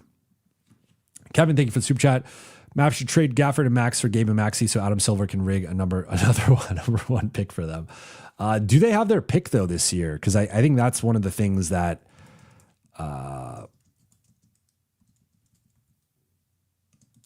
let's see if they have their own pick. They do own their pick this year. Okay, so they do.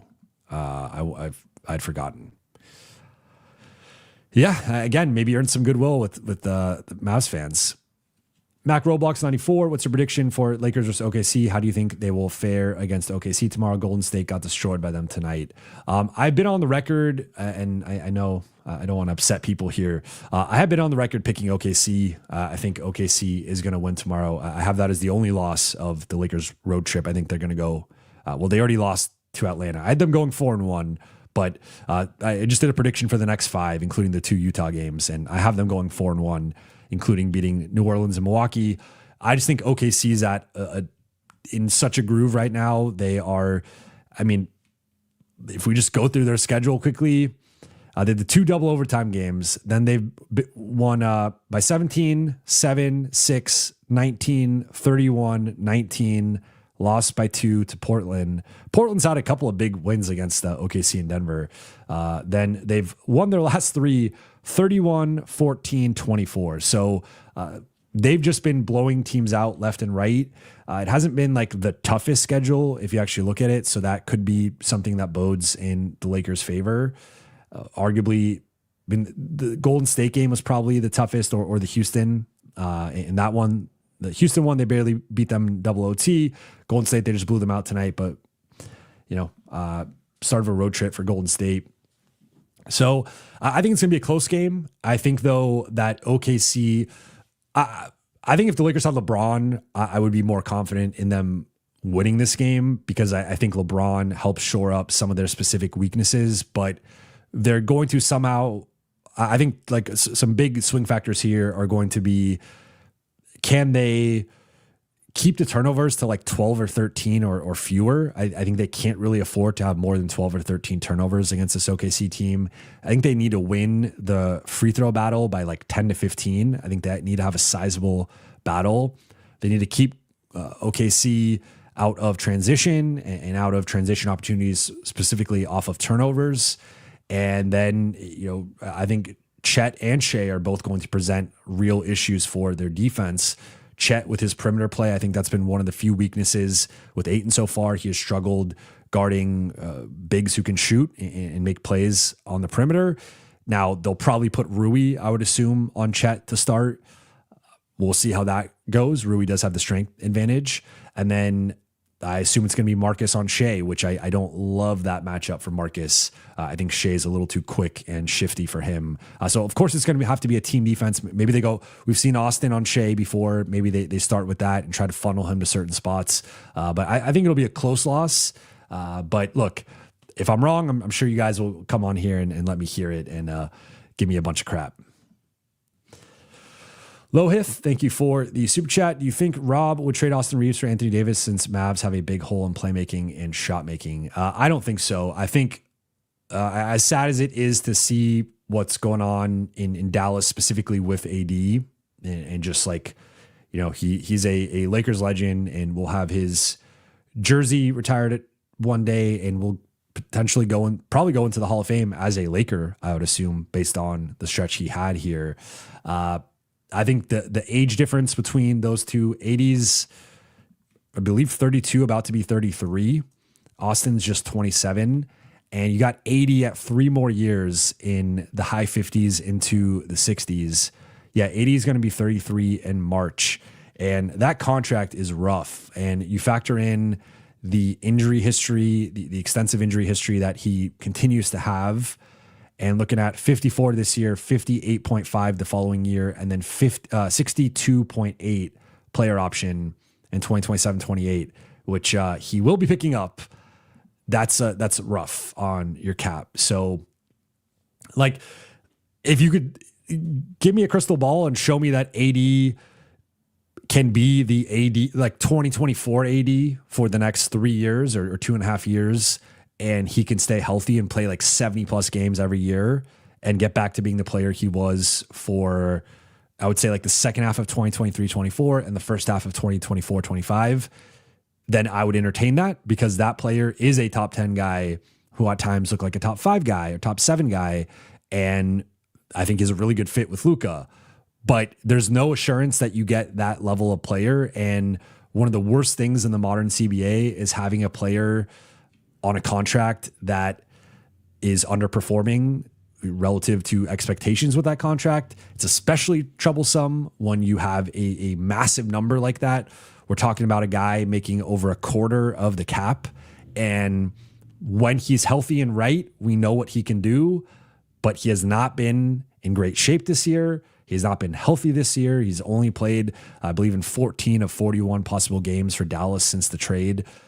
I think that's too big of a risk to do it. So especially with the way like Austin's looking like top 30, top 25 player in the league right now. And again, we'll see larger sample size if he can keep that up and where he settles in the league hierarchy. But that's an ascending player who I think is going to be just on a better contract and just straight up has been better than AD this year. Zach Wan, thoughts on Rui offense and defense? Should we extend him and how much? If we don't extend him, can we replace him with Tari Eason? And thoughts on Magnon for DK? You packed in the questions here. Let's get into it. I think Rui, I said last night that I think Rui offensively, it's been an A or A plus. It's really hard to ask for more from Rui. Looking at his numbers here, quickly averaging a career high 16 points a game, career high 58.6% shooting, career high 52.4% shooting, career high 62.2% on 2-pointers. He's just shooting the heck out of the ball, 68.1% effective field goal percentage. Rui's been incredible on the offensive end. The areas where I have a little bit of concern, 3.6 rebounds per game, which are the fewest he's averaged as a Laker, despite playing the most minutes he's played as a Laker. So for reference here, he gets traded 22 minutes a night, 4.7 rebounds. 27 minutes a night the next year, 4.3 rebounds. Last year, basically 32 minutes a night, 5 rebounds. This year, 35 minutes a night, fewer than 4 rebounds. So the rebounding has been taking a nosedive despite Like Ayton has come in and he's a better rebounder than Jackson, but he's not like crushing it with 8 rebounds per game. And you also don't have LeBron there. So Rui's actually playing more of the 4. And for your starting 4, that player should be averaging more than 3.6 rebounds per game. And then defensively, right now, some of his defensive metrics are career lows or in that ballpark. I think from an eye test perspective, he's gotten better with his, I think overall the group has been pretty good. I've talked about playing the passing lanes, shooting the gap. I think Rui's had some nice moments with deflections or steals as a helper around the wings. But he continues to get beat by more athletic and quicker players on the perimeter. And that's just like he's playing out of position. That's not even his fault. It's just a limitation of his. And then also off of screens and sometimes with the backside help rotation. So I think for grading Rui, I'd probably give him honestly an A+ offensively. Again, career high numbers across the board. I don't think you could ask more from him offensively. He's playing as well realistically as you can based on his skill set, his talent, and everything. Like he's maxing out his potential on the offensive end. Could be more involved, I guess, but like that's not really on him. Defensively, I'd probably give him around a C-. And I think that certainly has to be better for a player who's supposed to be your wing stopper. And by grading, I'm more so kind of putting it in like a percentile range where, so I guess like I'm putting Rui as more of like a low 70s-ish percentile in terms of his defensive impact. And that might even be high, to be completely honest.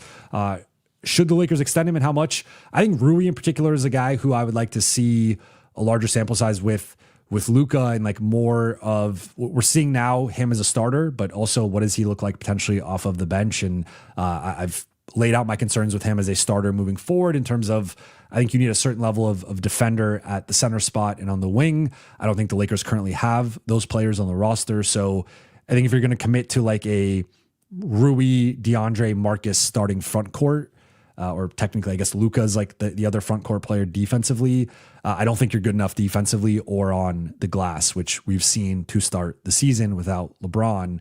So I think it's too early to decide. If he does get extended, I think probably somewhere in the $22 million range is probably close to fair. Like he gets a bump off the current number. I don't know if I'd go quite as high as like the mid-20s. I think that might be a little bit too high. In my opinion, but if he got like 3 years, 60, 3 years, 65, something like that, I think that's probably an appropriate number for him. And then if they don't extend him, I mean, they could flip him ahead of the trade deadline, or then if they don't extend him next summer, he would become an unrestricted free agent. So that's a calculation that they have to make. In terms of flipping him for Eason, I don't know why Houston does that. I think Eason is like a perfect fit for what they do with him. Or his current role. And then Magnon for DK. I mean, Magnon's on a 2-way. DK's on the roster. You're not waiving DK.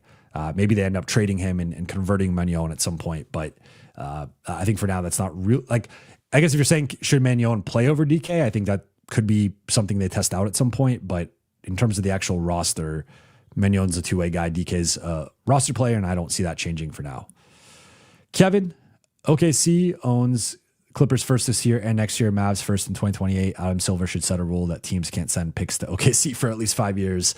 Sam Presti is running laps around just about everybody right now with the pick accumulation on top of already having one of the greater, one of the greater teams we've seen, at least post-millennium. All right, going to go about 5-ish more minutes. J-Note says 5 more minutes. Case says part of the difference in Rui's rebounds, though, could easily be Luka is a great rebounder, and this is his first full season with Luka. I hear you, and that's I will acknowledge that as a possibility. I think the issue in my opinion would just be like, okay, so if we look at last year's team, and I'm on Basketball Reference, so this is a little imperfect of an exercise, but like So Luka was second on 80, averaged 12 rebounds a game. Luka was second on the team at 8.1. LeBron's there at 7.8. Rui's down there at 5. Jackson's at 4.8. I'll quickly check Jackson as a starter because that might give us a little bit of a better idea of what he was averaging post 80 trade. So he's averaging 6 rebounds a game. So point being, Jackson was at 6 and LeBron was at 8 and Rui was at 5 and Luka was at 8. So I know I'm saying throwing out a bunch of different numbers here. Luka's averaging more rebounds per game by 1. So Luka's increased 1 and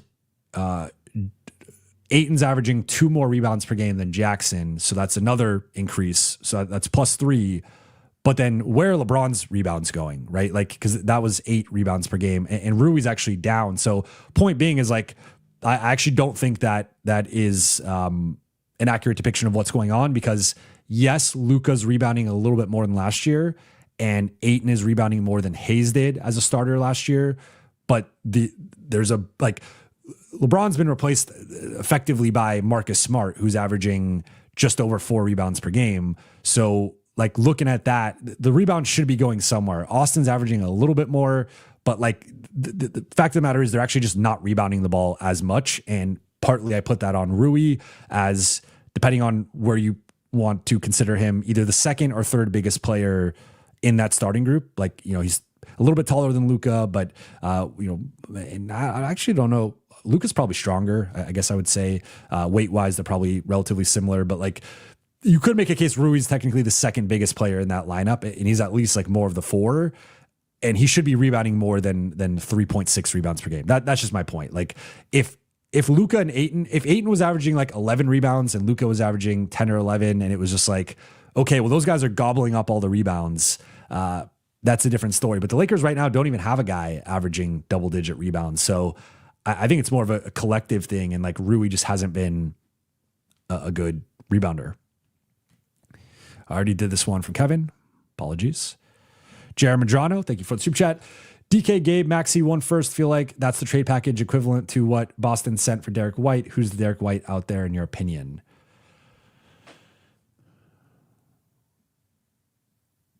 Good question. Off the top of my head, I don't know who the Derek White is because it's not. I mean, I guess in some ways it could be a Herb Jones. Like, I think that's the type of player who can you steal Herb Jones for a pick? And later it looks like, I mean, Keon Ellis is a guy I really like in Sacramento. I know a lot of the chat likes him as well. I don't think he's not at the Derek White level. Looking at some of these teams here, Max Christie is an interesting one. Obviously, Lakers have familiarity with him. Looking elsewhere, like, you know, Tamani Kamara, but I don't really think he's available. I don't think the Lakers have enough to get him. Then, I mean, we get to like Washington, Brooklyn. I don't know if there's like, it's got to be like a hidden gem on a lottery team, basically, who is tailor-made for a larger role with a contender. Sky Falcon 5 says hidden gem wasting away on a bad team. Yeah. I mean, let me know who you guys think. William Hartley, no exact equivalent, but Quentin Grimes may be a good option. I know a lot of people are high on Grimes. I'm a little lower on Grimes' fit next to Austin and Luka specifically. I think he's more of a scorer. And I think it works in like the 3-guard lineups and him coming off the bench with Philly, but I'm not quite sure of, I think I'd like someone a little bit better defensively, but you know, depending on the price, I would certainly, if I'm the Lakers, I would be open to it. I think that the flip side of this though, is that like Philly, they're tied right now for third. It's a 4-way tie for third in the East. Like, why is Philly trading right now their best bench player? You know, I don't, especially if you're not, if it's like, oh, here's Gabe and a 2nd round pick. Like, why would Philly do that? Adam, connect Gabe and Maxey and a pick for Miles Bridges. That's an interesting one. I've said this time and time again with Miles Bridges. If you do trade for him, there's going to be some things you're going to have to answer about his past. And similar to when the Lakers acquired Jackson Hayes, there was things they had to answer to about his past. And there's going to be fans who don't like that, and justifiably so. So there is like a PR element here of you are taking on a player with a troubling past. And for some organizations, that's a non-starter.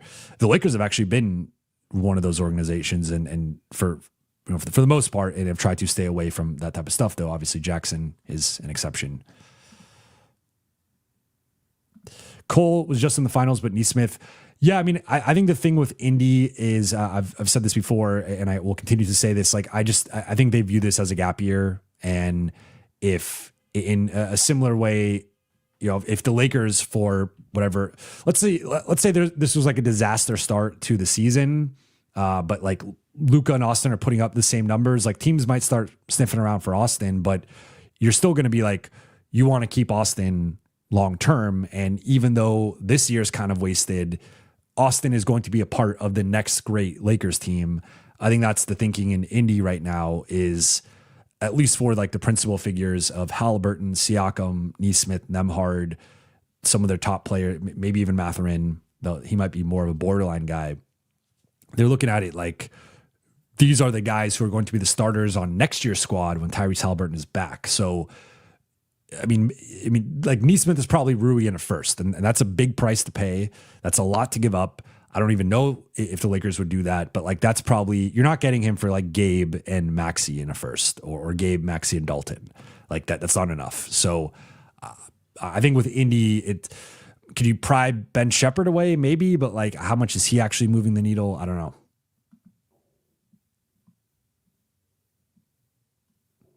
Smokey, how many picks did they get in that Paul George trade? Are you talking about OKC?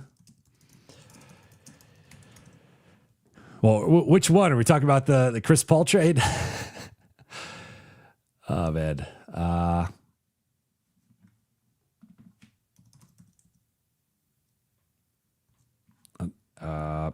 I mean, they ended up getting like what, 5 or 6 picks in that trade. That was absurd.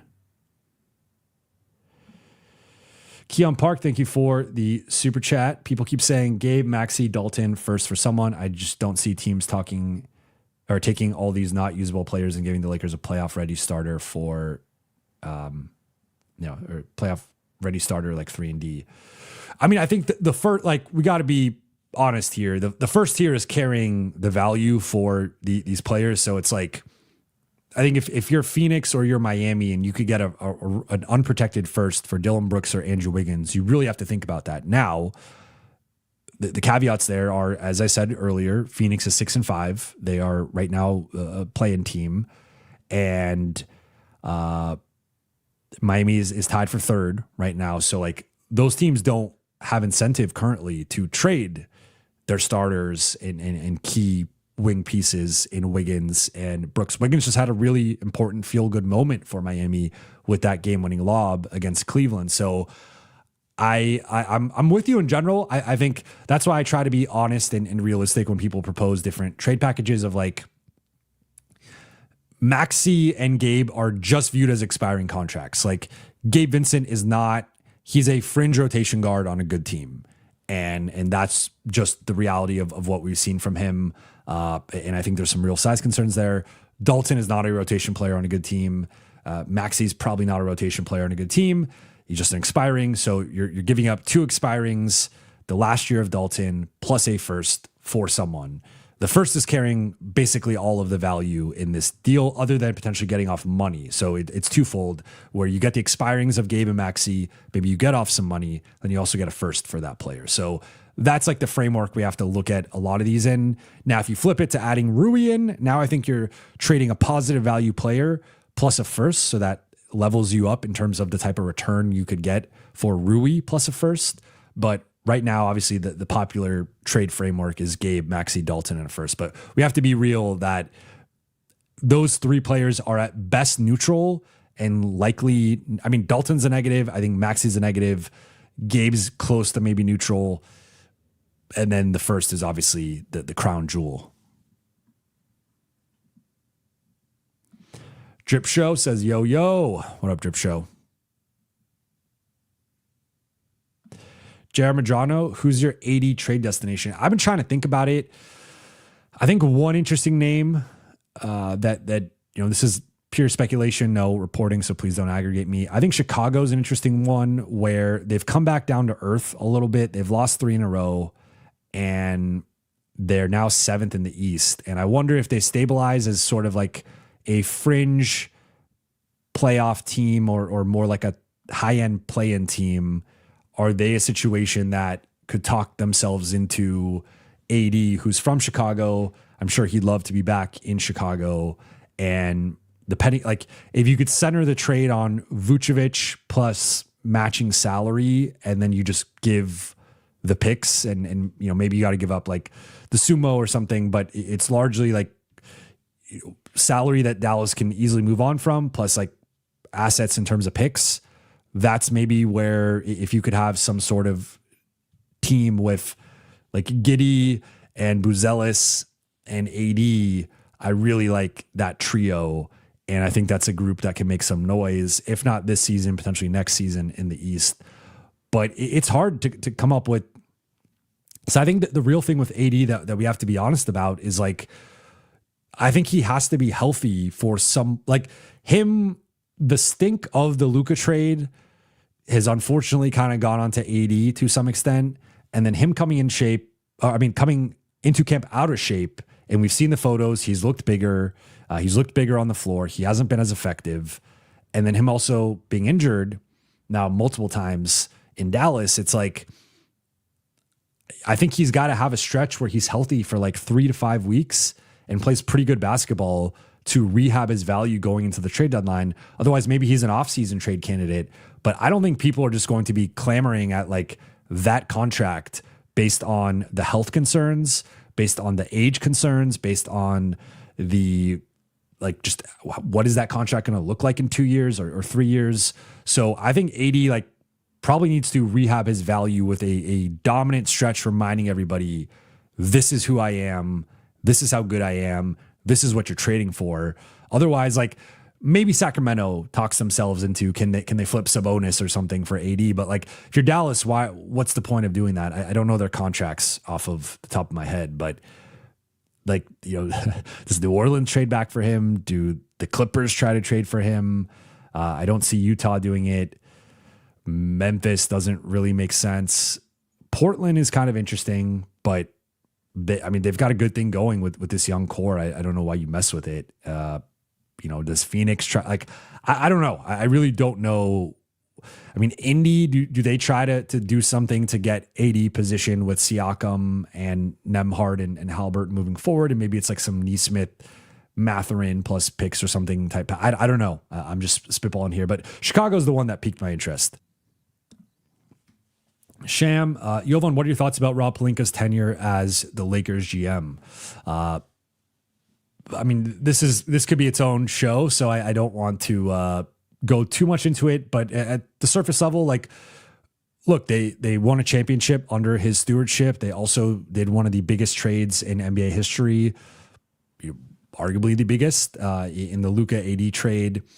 They also have the Westbrook trade under his stewardship, and I think some real like miscalculations and mismanagement of the end of the LeBron AD era. Like it's tough to like, it's weird to say that when that group won a championship, but if we looked at the totality of what that group achieved together, especially coming off of that early success in year one with a clear blueprint, to go away from that so quickly and for that to not work, they had a few rough years there where, the title defense year, I don't hold against anybody, and they try to get more playmaking. That team was still really good, and I think could have won the title. But then the following year was all the A-listers on their last legs. They missed the play-in entirely.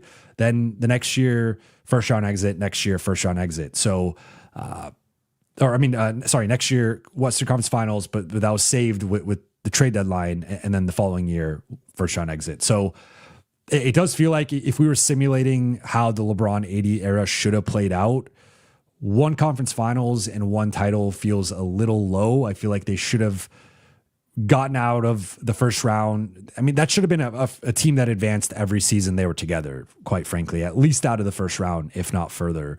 So I do think they sort of underwhelmed and underachieved during that stretch to a degree, right? It's hard to say that when you win a title, but I think there's been some successes with the draft. Like, you got to look at Austin, you got to look at Rui, Malik Monk, like some of the hits there. There are some clear misses. I think JHS, the biggest one of them all. But Caruso, that whole situation, Zubats predated Plinka in terms of like Magic was technically the head decision maker. Also the THT situation. I think Dalton's probably going to end up being a miss. So I think there's a lot of hits and misses, just like everybody. I think he's nailed a lot of the big stuff with again, assembling the title roster and how he managed the contracts and stuff with LeBron and AD and the partnership, in the sense of like, I think there was a good level of partnership, at least through the Russ trade and even a little bit beyond that. But the Russ trade is like a real fork in the road with this whole era, and it all worked out because the Lakers ended up getting Luka. But if we focus more so on that era, that's what I'm looking through.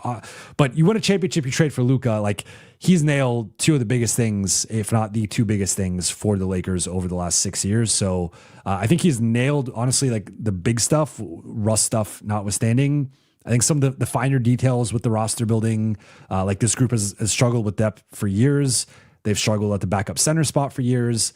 They've failed to find 3-and-D players since they traded KCP and Caruso and Kuzma. Like, that they went away from the roster build, which I think was a mistake. But so I mean, overall, I don't know what grade I would give it, but there's a lot of big hits and some small hits, and like one big miss, and I think a lot of little misses.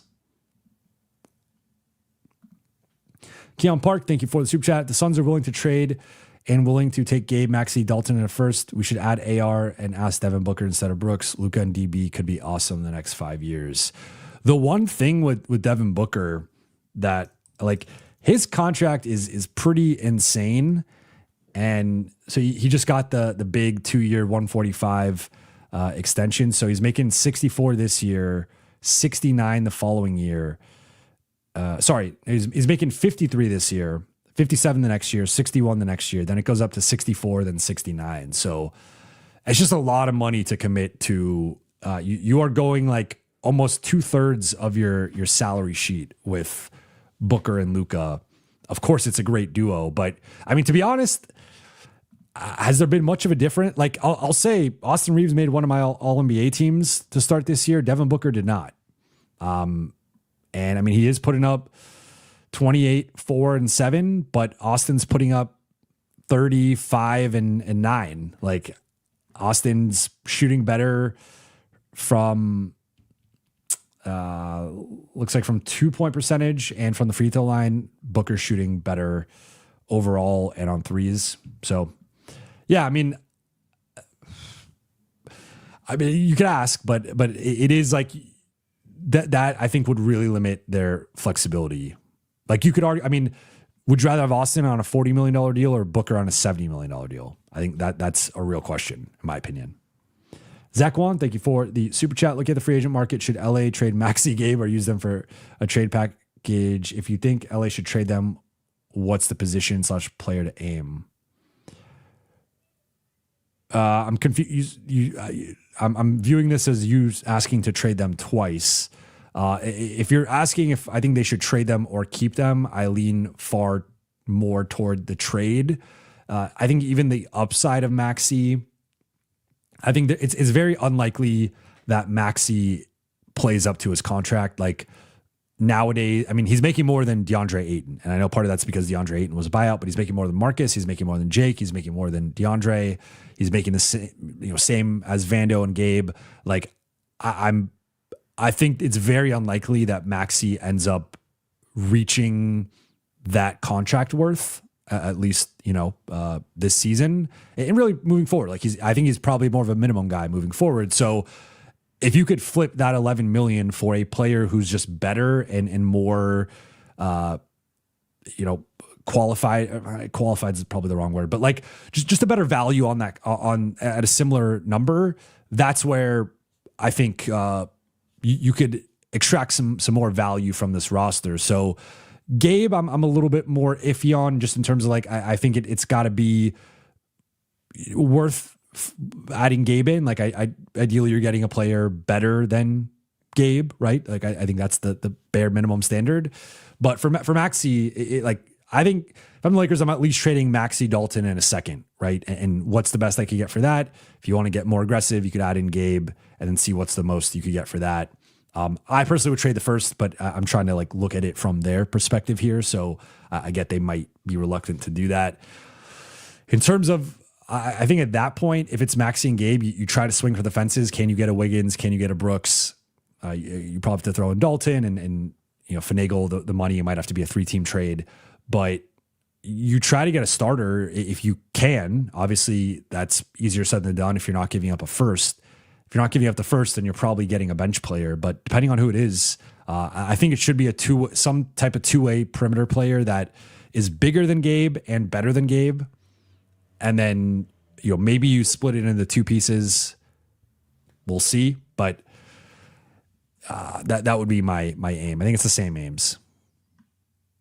But with all that said, I'm going to wrap here. I appreciate you all for tuning in. Going to try to just do more live shows like this. Like I obviously do the post-game reactions and I do the live Q&As, but I want to, I think it's more fun if I just do the episode live, saves a little bit of editing on my side, and then just go into Q&A with you guys. But appreciate you all for tuning in. For those watching on YouTube, please be sure to hit that subscribe button and turn on channel notifications, like and comment. Let's get those likes up on the stream. Let's also get those subs up. About 40% of you who watch consistently have not yet subscribed. It takes 5 seconds and would mean the world to me. And for those listening on Apple Podcasts, Spotify, or your podcast platform of choice, please be sure to follow, download, and leave a 5-star review. I'll be back tomorrow during the day. I'm going live at 12 p.m. Pacific time, discussing way too early NBA awards ballot and going through each award and ranking all of the players. So there are going to be some Lakers making that list. And then I'll be back at 6:30 for the OKC game.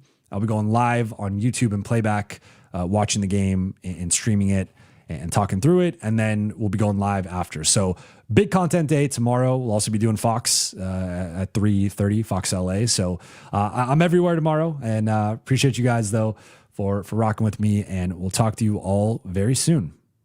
Shout out to the Late Night Gang.